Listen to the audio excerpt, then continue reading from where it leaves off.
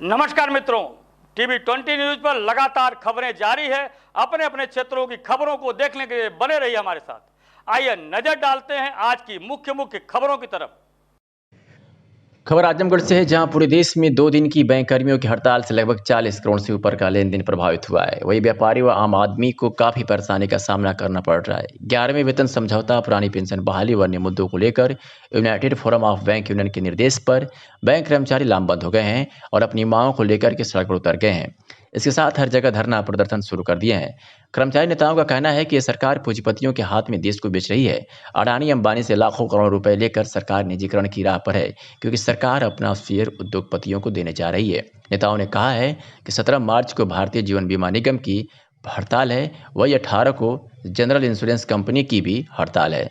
Bank कर्मियों के हड़ताल के समर्थन में बीएसएनएल कर्मियों ने भी धरना प्रदर्शन किया। वहीं किसान मोर्चा ने भी प्रदर्शन किया कि यह राष्ट्रव्यापी हड़ताल सार्वजनिक क्षेत्रों के बैंकों की निजीकरण के खिलाफ है। क्या कुछ कहा बैंक कर्मचारियों के नेताओं ने, आपको सुनवाते हैं। Vishnu Gupta, all India union bank employees association का सहायक मंत्री। सर, किस तरीके का प्रोटेस्ट चल रहा है? आज हमारा United forum of bank unions, जिसमें 5 कर्मचारियों की और 4 अधिकारियों की यूनियन है, ये 9 यूनियनों का एक छत्ता है, अम्ब्रेला है, जो कि United forum of bank unions इसको बोलते हैं। उनकी कॉल पे ये 2 दिन की हमारी स्ट्राइक है, 15 और 16 मार्च की। और आगे जो है अभी 15-16 के बाद 17 तारीख को भारतीय जीवन बीमा निगम की स्ट्राइक है और 18 तारीख को जनरल इंश्योरेंस कंपनी की स्ट्राइक है। ये जो 4 दिन की बीमा और बैंकिंग की जो स्ट्राइक है, ये भारत सरकार के निजीकरण के विरोध में है। और भारत सरकार जो ये निजीकरण कर रही है, ये सभी बैंकों में से फ़िलहाल और इंश्योरेंस सेक्टर से अपनी पूंजी जो है उनकी कहीं 80% है, कहीं 85% है, कहीं 65% है, वह निकाल करके और वह अपने आकाओं को देना चाहती है। वो इस तरह के चीज़ों में लगाना चाहती है, जैसे कॉरपोरेट घराने, आपने सुना होगा अडानी और अंबानी, इनके ऐसी चीज़ों में लगाएगी जो इनको फ़ायदा होगा, इनको खुश करेंगे, ताकि आने वाले इलेक्शन में इनसे 20,000 50,000 करोड़ रुपए लेकर के और ये अपनी पार्टी के एजेंडा को सफल करेंगे, ताकि ये फिर से पावर में आ पाएँ। इनको आम जन से कोई मतलब नहीं है। भारत, आपने सुना होगा, एक कृषि प्रधान देश है, लेकिन इनको कृषकों से मतलब नहीं है।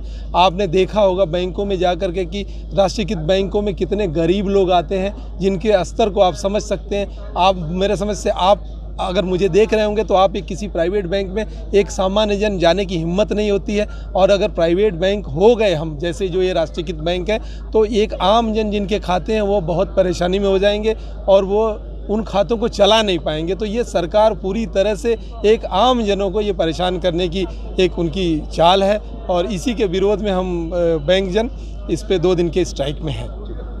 आज ये बैंक कर्मचारियों की हड़ताल पूरे देश में 2 दिन की स्ट्राइक की काल है, 15 मार्च और 16 मार्च की। यह सरकार जो एनडीए सरकार है, ये सिर्फ बैंकों का निजीकरण नहीं कर रही है, बल्कि जितनी भी इस देश में पीयूसी संस्थाएं हैं, सबका निजीकरण करने की जो है एक निजीकरण करने पर तुली हुई है। हम इसके विरोध में हमारे संगठन ने 2 दिन की ये हड़ताल की काल दी है। हम लोग 2 दिन सारे बैंक बंद हैं। इसके पहले इस सरकार ने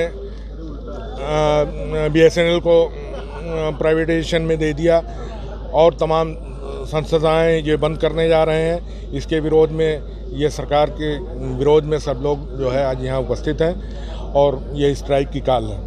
क्या लगता है, सरकार इस तरह की कार्रवाई निरंतर की जा रही है, विभाग निजीकरण किए जा रहे हैं, क्यों किया जा रहा है? सरकार क्या ऐसी सरकार क्या कमी देख रही है विभागों में कि निजीकरण की तरफ झुक रही है? ये सरकार पूंजीपतियों की सरकार है और पूंजीपतियों का जो है भला करने के लिए कभी बैंक बेच रही है, कभी बीएसएनएल बेच रही है, कभी जो है रेलवे बेच रही है, कभी किसानों का जो है इतना बड़ा 110 दिन से स्ट्राइक चल रही है। ये सरकार सिर्फ निकम्मी सरकार है और ये इस देश को बेच डालने पर तुली हुई है। अच्छा, कब तक आपका प्रोटेस्ट चलता रहेगा और क्या मांगे हैं मुख्य रूप से आपकी? हमारे मांगे जो आज 4 बैंकों को निजीकरण के में ढकेला जा